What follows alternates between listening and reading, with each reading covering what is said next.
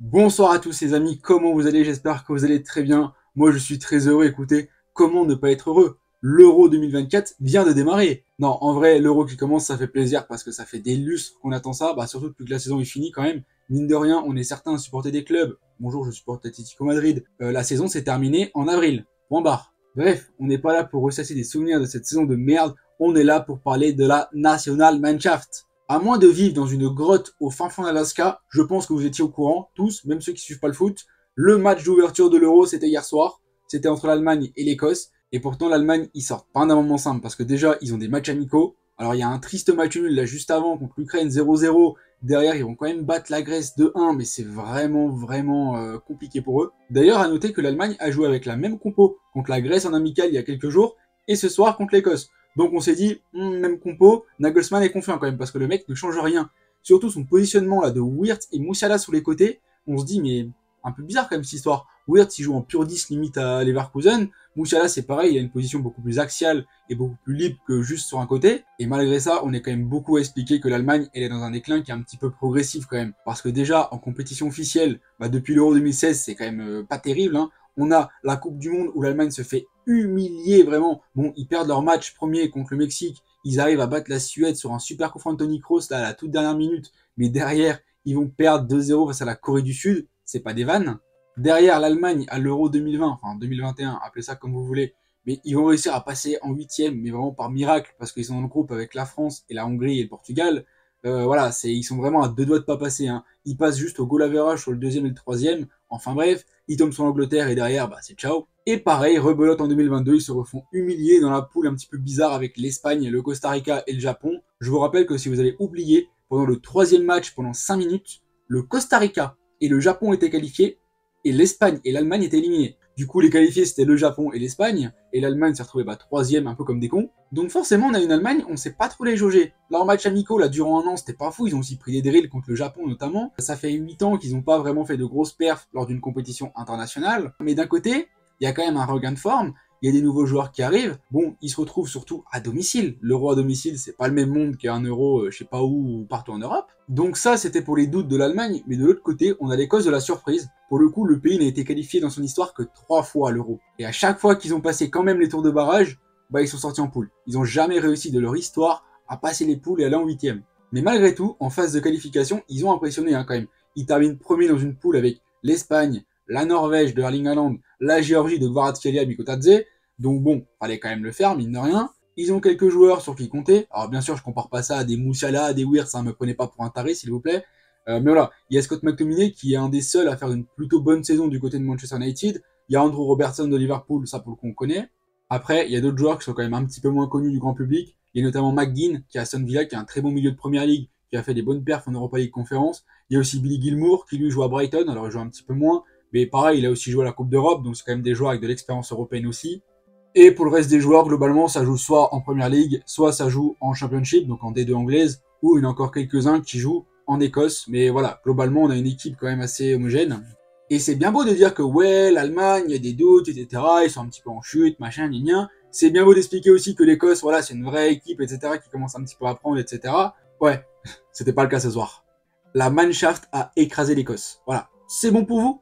Il n'y a pas eu le moindre doute ce soir. Alors après, j'ai envie de dire, forcément, l'Allemagne est chez elle. Il y a eu la cérémonie d'ouverture, c'était magnifique. Il y a un public qui était incroyable. Mais le public écossais aussi était incroyable, vraiment. On les a vus aussi, ils étaient vraiment en nombre, pour le coup. Et la 10e minute, petit centre de Joshua Kimmich, Fran Wirtz, un petit ballon anodin qui reprend comme ça sans trop contrôler. Première intention, poum, ça part. But, vraiment, le gardien de l'Écosse la touche, mais ce sera pas suffisant. Ça rebondit sur le poteau. Voilà, 10e minute, ça y est, l'Allemagne pose les bases, hop, carré, 1-0. Et vous avez cru que ça allait se calmer? Pas du tout. Vous avez cru qu'un Toni Kroos qui joue son dernier mois de football allait se calmer, tempérer?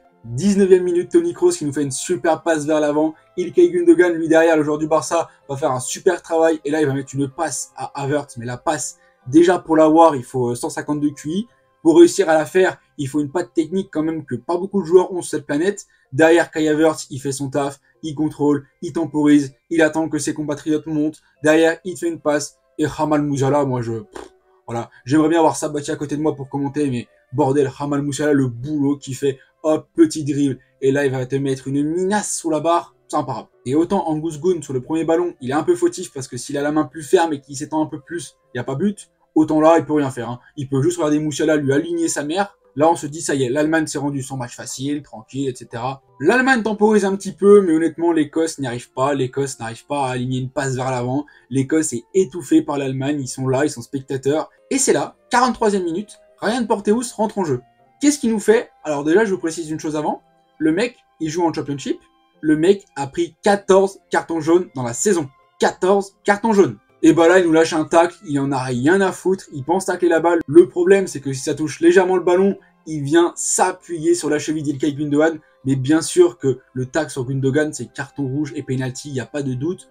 Et après 3 minutes, où notre boucher écossais, là, il a décidé de simuler parce que le mec s'est dit « Putain, je suis dans la merde, peut-être que ça va commencer à se voir ». Bon, derrière, la VAR le rattrape, hop, carton rouge, penalty. Derrière, Kai Havertz, le tiers, 3-0, net à la mi-temps. Et en vrai, ça me fait de la peine, les pauvres Écossais là qui viennent de l'autre bout de l'Europe là pour aller voir l'Euro, match d'ouverture. Alors, ils espéraient peut-être pas grand-chose, on s'en doute, mais prendre un 3-0 comme ça à la mi-temps, en plus tu prends carton rouge, donc tu sais que déjà 3-0, t'avais aucun espoir de revenir ou presque, mais alors là, c'est bon, ça enterre ton truc. Deuxième mi-temps, l'Allemagne joue à 11 contre 10, ils dominent encore plus forcément. L'Écosse tout naturellement va se retrancher derrière, hein, ils ont pas trop le choix, ils essayent de pas trop prendre, parce qu'il y a quand même le goal average qui va compter pour le meilleur troisième. Mais 67e minute, l'Allemagne est trop fort. Jamal Musiala envoie une superbe passe, c'est vers Gundogan. Gundogan, je sais pas trop ce qu'il fait, mais à un moment il talonne. Et là, Niklas Füllkrug, qui était rentré quelques minutes avant, hop, il fait une reprise de volée qui part en lucarne, pareil. Là, le pauvre gardien de l'Écosse, il peut rien faire. La praline, elle est puissante, elle est précise, vraiment magnifique. 4-0. Quelques minutes plus tard, pareil, il y a un cafouillage écossais, Füllkrug en profite, ça fait 5-0, sauf que ça lui sera refusé pour une légère position de hors-jeu. Et on arrive à la 86e minute, soyez vifs, ça va être très rapide, vous avez la seule occasion de l'Écosse du match. Car ouais, Antonio Rudiger vient de mettre un contre son camp, bon il fait pas exprès forcément, il y a un centre côté écossais, derrière il tourne la tête carrément, et c'est en tournant la tête que bah, ça va tromper Manuel Neuer. Manuel Neuer qui était la chicha depuis le début du match, t'es comme ça pendant 1h40, t'attends. Et c'est pas une vanne, à la 87e minute, au moment où on se parle, l'Écosse perd 4-1, mais l'Écosse a marqué un but sans que son équipe tire. J'ai pas dit qu'ils aient pas cadré, j'ai dit sans que son équipe tire. Alors ça diverge un peu parce qu'il y a certains organismes de stats qui eux considèrent qu'il y a eu un tir. Le tir je me rappelle même pas parce que le truc part en poteau de corner, je sais pas si vous appelez ça un tir, mais si on se fie aux statistiques fournies par l'UEFA, l'Écosse n'a pas tiré du match. Bref, fin de match tranquille. Tranquille, non, parce que vous connaissez la mentalité allemande. Vous savez que les mecs, ils vont se battre jusqu'au bout. 93e minute, dernière occasion, même pas demi-occasion, Emre Can, hop, qui enroule, qui frappe, qui marque, 5-1, c'est fini. L'Écosse se prend une petite humiliation. C'est la plus grosse victoire en match d'ouverture à l'Euro. Les mecs, ils étaient en plein doute. Là, ils viennent de claquer un 5-1 en match d'ouverture. Et bah, vous inquiétez pas que les futurs adversaires de la Mannschaft, ils sont prévenus. Et maintenant que j'ai fini de parler du match, en vrai, il y a quand même quelques points à relever quand même. Alors, la vidéo, je l'ai appelée la Wertsans, j'aurais pu l'appeler la Musialans, la Mannschaftans, la Croissants, j'aurais pu l'appeler comme vous voulez, parce que vraiment la perte de l'Allemagne, que ça soit individuellement et collectivement, elle a été énorme. Que ça soit Wirtz, que ça soit Musiala, que ça soit Kroos, que ça soit Gundogan, que ça soit Havertz, que ça soit... Peu importe, ils ont été tous incroyables. Sauf Middelstadt. Non, en vrai, je rigole, mais Middelstadt, ce qui est drôle, c'est qu'à 2 reprises quasiment au même endroit, le mec a essayé de nous faire 2 fois une seconde poteau Pavard. Excuse-moi, chef, n'est pas Benjamin Pavard qui veut. L'Allemagne, elle nous aura fait la règle du divisé par 2. 20 tirs, 10 tirs cadrés, 5 buts. Clair. L'Écosse ce soir, attention. 0 tir, 0 tir cadré, 0 corner, 0 hors-jeu, 0 occasion, 0 expected goal parce que certains mettent 0,01, mais c'est tellement arrondi qu'on met 0,01, mais à l'arrivée, il n'y a même pas rien. Ça va être compliqué de trouver des motifs d'espoir. Non, parce que je vous le dis clairement, j'ai rarement vu une équipe autant être dominée. Ça arrive dans le foot tous les jours que des grosses équipes dominent des petites équipes. Mais de là à que la petite ne tire pas, ne cadre pas, et même pas de corner, d'hors-jeu, d'occasion, d'expected goal, rien. Les mecs, ils étaient là et ils se sont fait atomiser. Et quand je vois que dans leur poule, il y a la Hongrie et la Suisse, d'ailleurs dans la poule, il y a la Hongrie, et moi la Hongrie, je vous le dis, pour moi, ça va être la surprise de l'Euro. Un peu comme un Danemark 2020 qui va en demi-finale. Vraiment, la Hongrie, il y a un monde, ils font un parcours de patron. Parce que la Hongrie, ça fait 2 fois qu'ils se tapent des poules d'enculés, et à chaque fois, ils sont à ça de les sortir, alors qu'on est tous unanimes pour dire qu'ils vont finir avec 0 points et moins 19 de goal average. Hein. Et pourtant. Et dernier point à relever, Kroos, Havertz et Wirtz sont sortis très rapidement. Et ça, c'est une très bonne chose pour l'Allemagne parce que quand on voit les saisons de malade mental qu'ils ont fait entre Kroos au Real Madrid, il a tout joué, Ligue des Champions, Liga, etc. Kai Havertz qui, pareil, lui a un petit peu moins joué du côté d'Arsenal, mais quand même. Et surtout, Florian Wirtz qui, pareil, a été le cadre, on va dire, au cœur du jeu de Leverkusen, vraiment.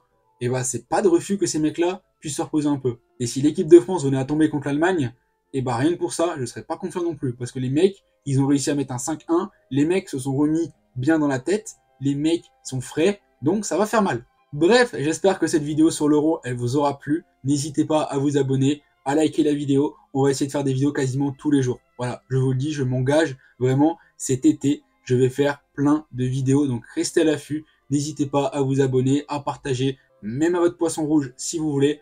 Et moi, je vous dis, allez, salut!